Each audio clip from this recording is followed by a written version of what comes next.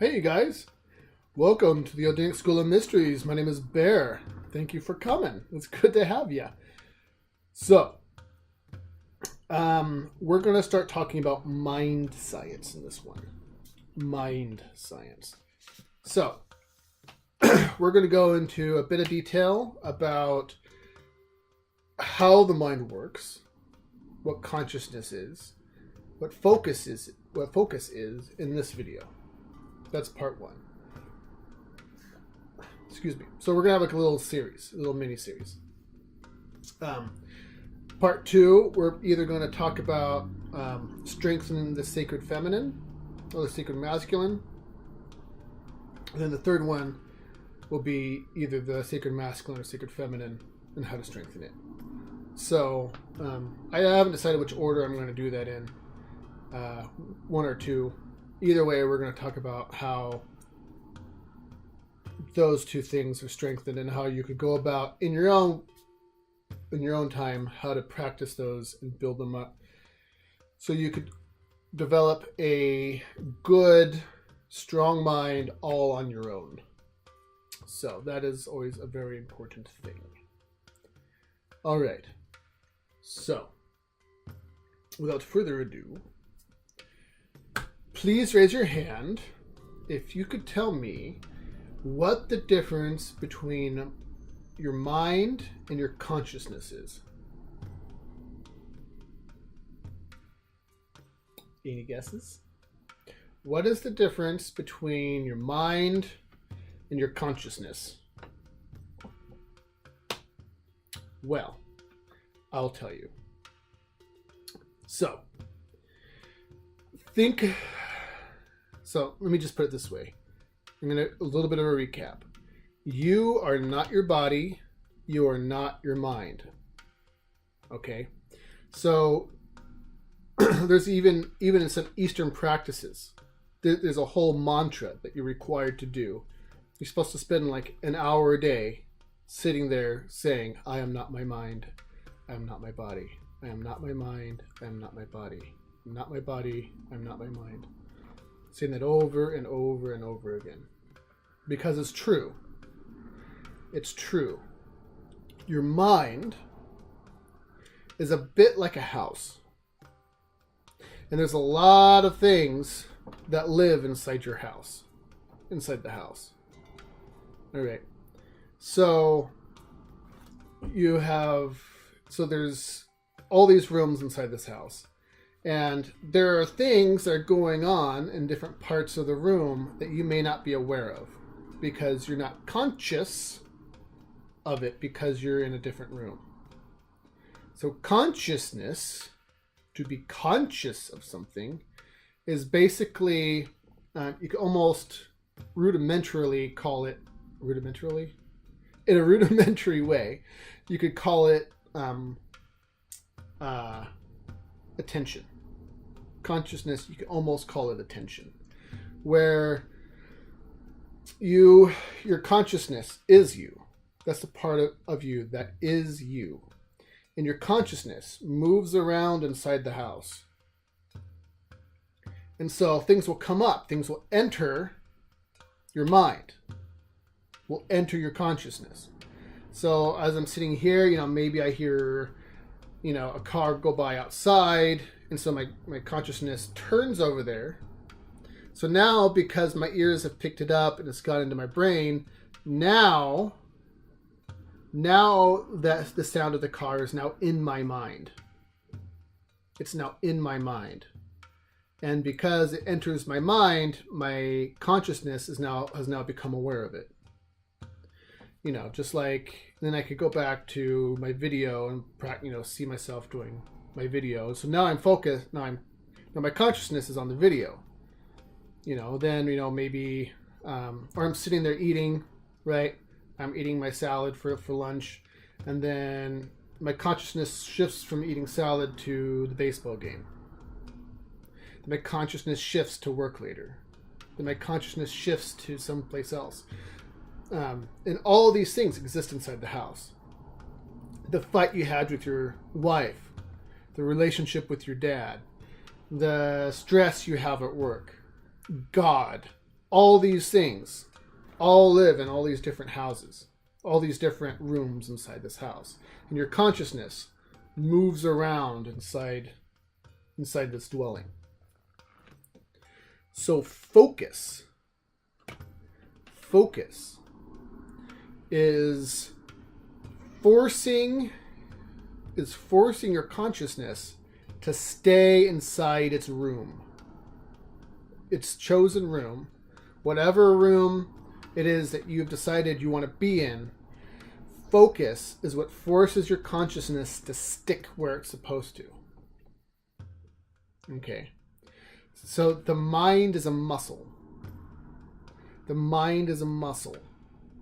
And just like any muscle, if you have a weak mind, you are easily pushed around by things outside of it.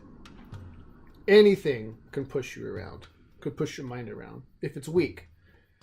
So you become easily distracted. You become easily entranced by something.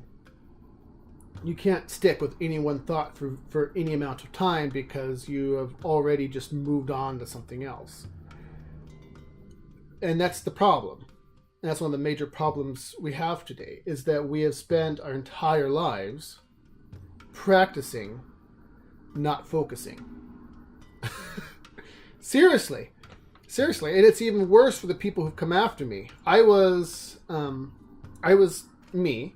My generation, my graduating class, was the very last class to get through all of school, all the way through kindergarten, all the way through high school, without social media.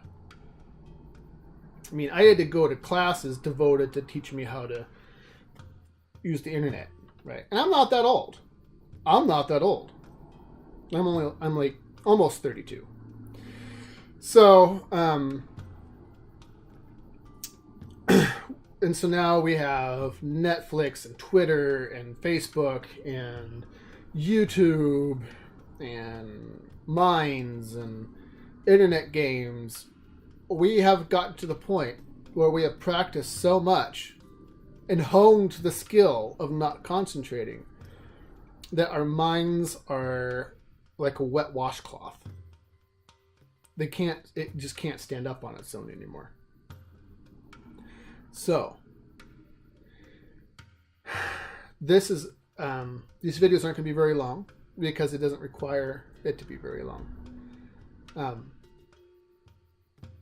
So, the thing to do is to practice strengthening your mind and practicing focus. And practicing focus really isn't that difficult. Actually, it's not very hard at all. So, we'll go through how to practice focus real quick, if you don't mind. This is very easy. Starting off with, I would personally like you to try for 3 minutes, 3 times a day, and just start off with that. 3 minutes, 3 times a day. It's very easy. You could either use a toy. By toy, I mean like an object, like a pen, something that doesn't flash or anything. Like, I don't want you to watch TV because that's like the worst thing for you. It's part of the problem. But I want you to focus on like a pen. You can light a candle. I usually just use my fingertips. This works too. So we'll just go with the fingertip example. All right. So what you do is you just squeeze your finger. You just kind of feel the pressure right there on your finger. And you just focus on it. Just focus on the squeeze. You can even close your eyes if you need to. Just focus on squeezing your finger. Now, after about 10 to 15 seconds, if your mind isn't very strong, maybe it's longer. But eventually, your mind will want to wander.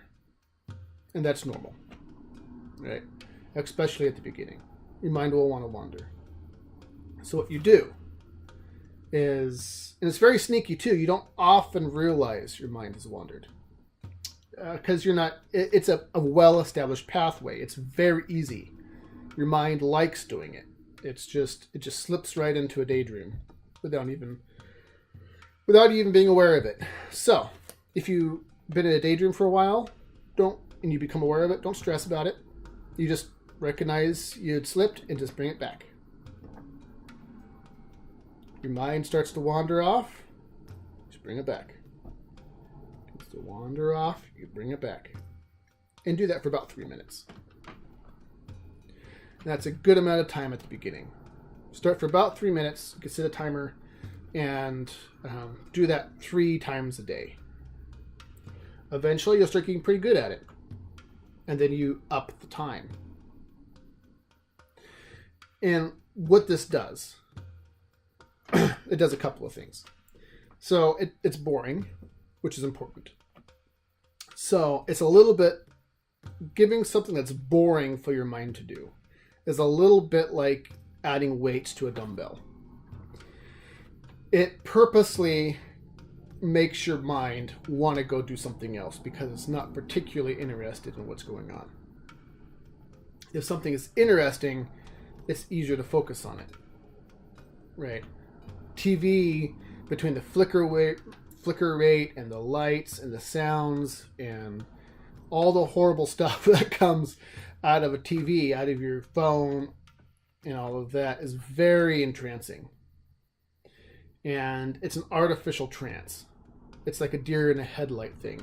Your mind isn't doing any of the work. It's just, it changes your brain chemistry in a very literal way. It almost turns your brain asleep. And so they've done just tons of tests on this. You could go look it up for yourself. So when something like that happens, your brain isn't actually working at all. It just shuts off. So having something that's boring is really important. People are afraid of being bored. Being bored is okay. It's actually an appropriate thing to feel. Right? Don't be afraid of being boring. And like I said, because it's boring, your brain is going to want to wander. It's going to get tired of focusing on it. And so you have to bring it back. You bring it back. Wanders off, you bring it back. And you do that as long as it takes. Wanders off, bring it back. And it's not very difficult. And over time, this is going to help quite a bit. You're going to start noticing really positive differences in your ability to focus on things. And it's like I've said at the beginning, the first job of the mystery schools is to teach you how to think. Not what to think, but how to think. People have gone their whole lives and never been taught how their mind works. Have you ever been taught how to focus on anything before in your life at all? By anybody? Have you ever been taught how to focus? I never was. I was never taught how to focus. Not until I joined the mystery school. Has anyone ever sat down and taught you how a mind works? How things function? How things come in and out of your consciousness?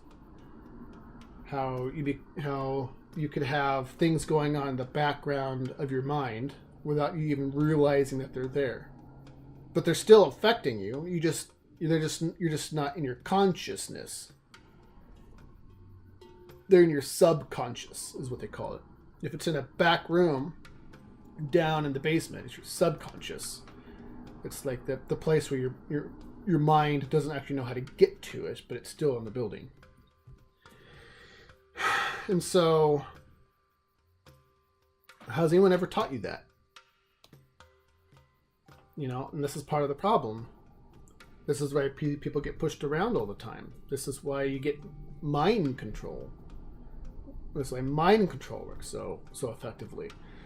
It's because people think they are their mind, which is the first problem, And second, they don't have a strong enough mind to resist someone else externally coming in and telling them how to think.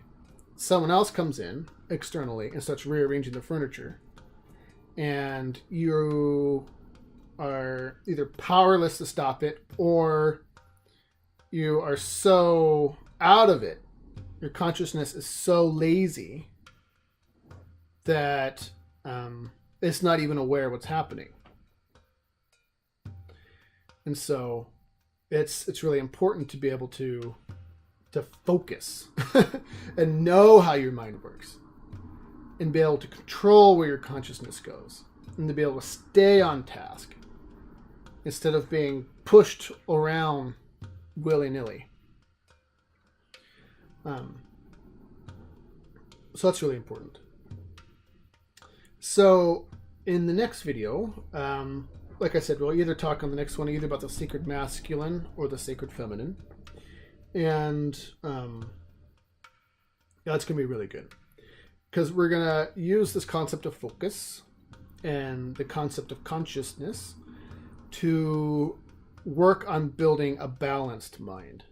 So you had to kind of learn this stuff first, and then we can move on to how to build a balanced mind and exercises you can do at home to help build those up. And they're like these, they're not particularly interesting, but they're invaluable. They're invaluable. And if you take the time to work on them, you're going to have tremendous success in your life. Things are going to get a lot better for you. You have a much more rounded experience, a lot more balance in your mind, and you won't be pushed around so often, which is exactly what we want. I want to set you free. I don't want you to, end up as a slave. All right. So that is it. I'm going to, actually, I think as soon as I turn this off, I'm going to record the other ones. I'm just going to record them all at the same time, and I'll probably release them, I don't know, throughout the week as I feel like it. Okay? Sound good? I'll see you in just a little bit. All right. Bye-bye.